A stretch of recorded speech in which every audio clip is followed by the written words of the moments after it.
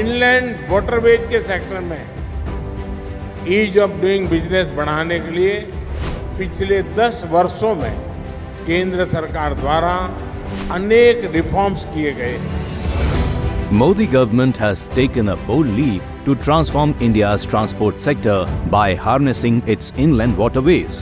The National Waterways Act of 2016 declared 111 waterways across 24 states as national waterways, giving a major boost to inland water transport, that is IWT.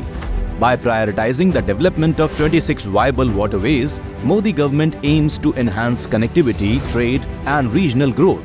A key milestone in this transformation is the development of the Dharma-Paradip-Mangalagadi-Pankapal stretch in Odisha, spanning 233 km under National Waterways 5. This effort is a part of an expansive plan to integrate states through efficient water transport networks. Under the Ministry of Ports, Shipping and Waterways, cargo movement has surged sixfold since 2013-14, with total traffic rising from 29.16 million metric tons in financial year 2014-15 to 133.03 million metric tons in financial year 2023-24. Operational waterways have increased from just 3 in 2014 to 26 in 2024. Modi government is working to meet an ambitious 200 MMT cargo traffic target by 2030, aligning with the Maritime India Vision 2030.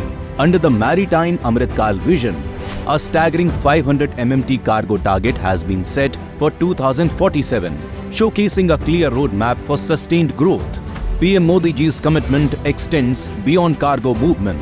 Rupees 45,000 crore has been earmarked for river cruise tourism development. Of this, rupees 35,000 crore is dedicated to cruise vessels and rupees 10,000 crore for terminals, enhancing tourism and creating new economic opportunities.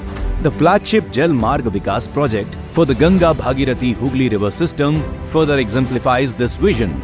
The project focuses on cargo transport, ro-ro services and passenger ferries, while uplifting local communities through jetties.